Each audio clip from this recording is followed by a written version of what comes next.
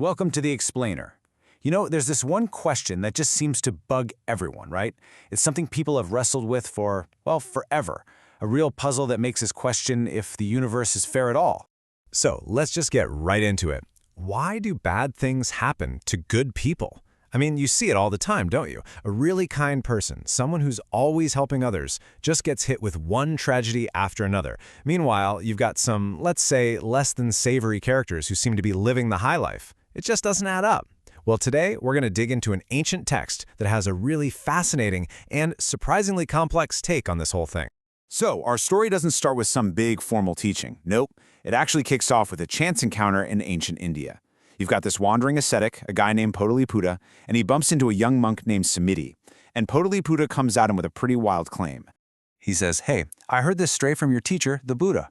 What you do with your body, empty. What you say with your words, also empty. The only thing that's real is what you think." Now, you got to understand, this is a bombshell. He's basically saying that our actions and words don't matter, only our intentions do. That's a huge deal, and it kind of turns the whole idea of ethics on its head. Well, the young monk, Samiti, he's not having it. He's immediately like, whoa, don't say that, you're misrepresenting the Buddha. He would never say something like that. He stands up for his teacher, which is great. But then Potaliputra asks him what the right answer is, and this is where it starts to go a little sideways. So, what's Samiti's answer? He says that any intentional action, whether it's with your body, your speech, or your mind, just leads to suffering. That's it. Full stop. And you know, it sounds kind of deep, right? Kind of philosophical, but it's also a huge oversimplification. And Potaliputra clearly thinks so too, because he doesn't even argue. He just stands up and leaves. Doesn't say a word. Just gone.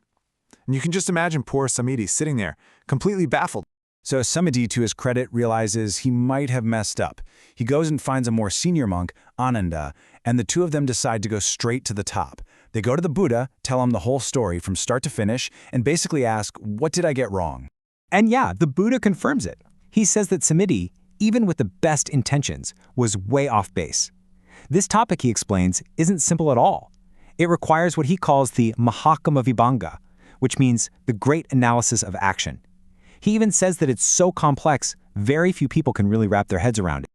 Okay, so to show exactly why that simple answer, all action is suffering, is wrong, the Buddha lays out 4 different situations that we can actually observe in the real world. And these 4 possibilities, well, they get right to the heart of that puzzle we started with. So look at this. Case 1, an evildoer ends up in a bad place. Makes sense. Case 3, a good person ends up in a good place. Yep, checks out. But then you get to the other 2, and wait a minute, an evildoer ends up in heaven? And a good person ends up in hell? How does that work? This is the problem right here.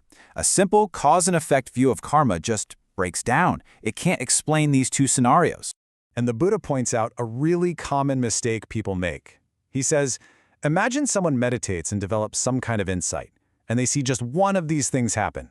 Let's say they see a good person having a terrible rebirth. Based on that one single vision, they jump to a massive conclusion. They say, see, it's all pointless. Being good gets you nothing. They're essentially looking at one pixel and trying to describe the entire painting. It's a classic case of drawing a huge conclusion from way too little data. All right, so if that's the trap, how does the Buddha's great analysis give us the full picture? How does it solve this paradox? First things first, we need to get the main term right. That word is kamma. And it's super important to know that kamma does not mean fate or destiny. It just means action. More specifically, it means intentional action, the choices you make on purpose. Think of it like this. Every time you make a conscious choice, you're planting a seed. And that seed has the potential to grow and eventually produce a fruit, which is called a vipaka, or result. So here's the big reveal from the Buddha. The result you get isn't from a single seed. It's not that simple. Instead, the outcome of your life is shaped by a whole mix of things. He highlights 3 factors that are incredibly powerful, like game changers. First, a really powerful action from your past, maybe even a past life. Second, a powerful action you performed more recently, in this life. And third, and this one is huge, your state of mind, the specific view you hold at the exact moment of death. So let's go back to our puzzle, the good person who ends up in a bad place. How could that happen? Well, according to this analysis, it could be a few things. Maybe some really heavy negative karma from way back in their past finally came due. Or maybe they were good most of their life, but then did something truly awful later on that tipped the scales. Or, and this is fascinating, maybe at the very moment of death, their mind was filled with a michi-ditti, a wrong view. Maybe they were full of anger or felt like life was meaningless. That final mental state can actually hijack the whole process and steer them toward a bad outcome.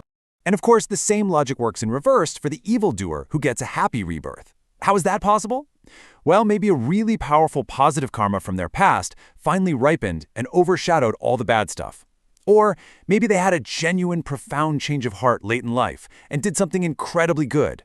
Or, just as they were dying, they managed to generate a moment of samadishti, a right view, maybe a moment of pure clarity or deep faith or genuine compassion.